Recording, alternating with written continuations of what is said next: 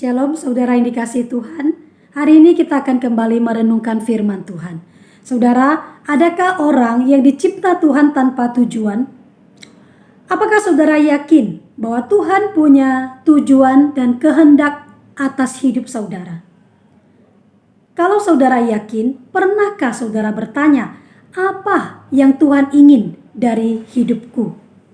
Hari ini kita merenungkan mulai dari Markus pasal yang pertama, ayat yang pertama sampai yang ke-8. Injil Markus, ya namanya juga Injil ya, sama seperti Matius, kemudian Lukas dan Yohanes. Injil itu berarti adalah kabar sukacita tentang Tuhan Yesus. Ya, kitab ini berarti kitab yang memberitakan tentang kabar sukacita tentang Yesus mulai dari kelahirannya, kemudian kehidupannya, pelayanannya, kematiannya, dan bahkan kebangkitannya. Markus pasal 1 ayat 1. Inilah permulaan Injil tentang Yesus Kristus, anak Allah. Ini bagian awalnya, ini permulaan Injil tentang Yesus Kristus. Dan bagian awalnya ini ngomong apa? Mencatat tentang apa? Tentang kisah seorang yang bernama Yohanes Pembaptis. Ayat kedua mengatakan, seperti ada tertulis dalam kitab Nabi Yesaya, kemudian ayat 4, demikianlah Yohanes Pembaptis tampil di padang gurun dan menyerukan, dan seterusnya. Jadi Injil yang tercatat, Injil Markus ini diawali dengan kisah tentang Yohanes Pembaptis. Siapa itu Yohanes Pembaptis? Yohanes adalah anak dari Imam Sakaria dan Elisabet. Sakaria dan Elisabet waktu itu mereka sudah berusia lanjut. Jadi kemungkinan untuk mempunyai anak itu sudah sangat-sangat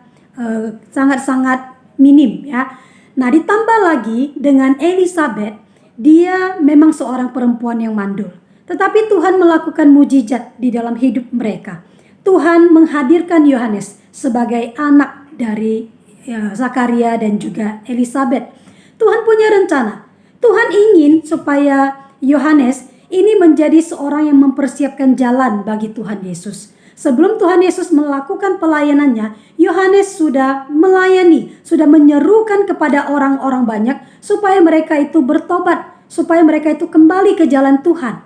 Setelah Yohanes mempersiapkan jalan ini, kemudian Yesus memulai pelayanannya dan Yesus memberitakan tentang Injil Kerajaan Allah. Saudara yang dikasihi Tuhan, apa yang kita pelajari dari sini? Kita belajar bahwa ternyata Tuhan kita adalah Tuhan yang punya rencana. Tuhan punya rencana keselamatan. Kita tahu, jauh-jauh hari sebelum manusia jatuh dalam dosa, Tuhan sudah tahu manusia akan jatuh dalam dosa dan Tuhan sudah sediakan keselamatan itu. Kemudian ternyata bukan hanya Yesus datang ke dunia ini, itu ada di dalam rencananya Allah. Melainkan juga hidup setiap kita ternyata juga ada. Tuhan juga punya rencana atas hidup kita. Contohnya yang hari ini kita lihat adalah kehidupannya Yohanes. Jauh-jauh hari Tuhan sudah mencatat ya bahwa ini loh yang akan dia lakukan. Berarti ini yang Tuhan ingin dia lakukan, dan setelah dia datang, dia sungguh-sungguh juga melakukan apa yang Tuhan inginkan itu.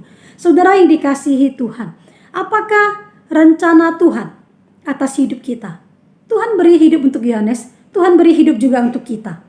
Apa yang Tuhan ingin ya dari hidup kita? Khususnya adalah dalam kaitannya dengan karya keselamatan Tuhan bagi umat manusia. Pernahkah kita memikirkan tentang ini?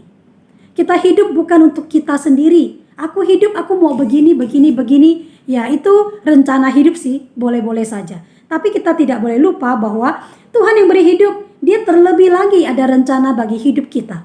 Kita harus merenungkan, berdoa kepada Tuhan, bertanya kepada Tuhan.